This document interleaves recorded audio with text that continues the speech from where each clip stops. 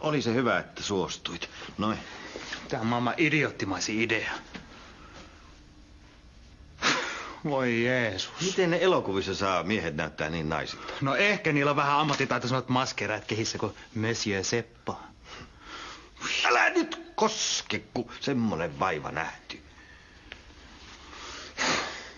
No kyllä sä nyt meet yhdestä talonmiehen muijasta tollakin naamalla. Nyt testataan. Tuletko sinä minulle vaimoksi? Ähtinen sentäänkö mulle taas kakkerit vielä? Sano Karitta vaan.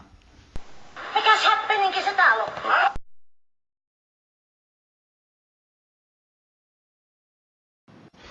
Anna nyt jo olla.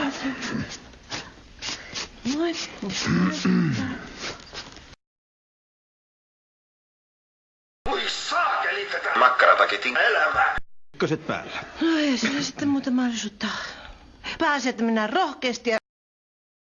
Voi helvetti. Mulla olisi sulle piristävä idea. Tuletko sinä minulle vaimoksi? Ei. Oi saakeli tätä. Yrjö! Niin. Meillä muistat. Rahantuloa ei voi estää. Mikäs häppeninkin se talo? Seppo Talsmaa kiistää pontivasti kuuman lemmenyön Marin kanssa. Ähtinen sentäänkö mulle taas kakkerit? Ei. Jaaha, että kaljalla on istuttu koko ajan. Ei, yhdet vaan otettiin. Siis, niin kuin mä olin teistä ylpeä ja ihan turhaa. Tommoset vellihousut. Ei siinä käynyt ihan niin kuin kuviteltiin. Joo, ei sinne päinkään. On siinä mulla miehet.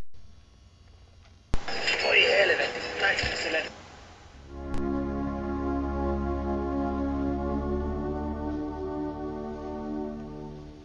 No, pääsi, että kun tuli sitten. Vaikka en nyt kyllä tiedä, miten meidän käy. Vaikka kylläkin se on. Sadaa! Mitä muuta kuin, että meidän tarjous meni läpi. Mutta meillä oli ihan pakko vähän aikaa narrata meidän mammaa. Senkin ruokottomat.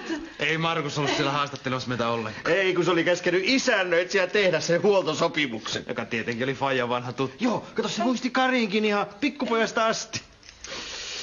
Joo. Kyllä mahtaa muuten Markus kohta harmittaa. Kyllä, kun se tajuaa, että se oli itse suosittelemassa talotaikureita Veikolle. Joka tietenkin sattuu olemaan Fajan vanha tuttu. Joo. Mutta onneksi meidän Kari keksi, että vähennetään, kato, tämän asunnon vuokra siitä huoltolaskusta. Tulee kato taloyhtiölle halvemmaksi ja saadaan pitää tää kämppä. Niin, ja sitten me vaan, kato, allekirjoitettiin paperit. Nyt meillä on mustaa valkoisella siitä, että meidän firma sai tämän talon huoltosopimuksen.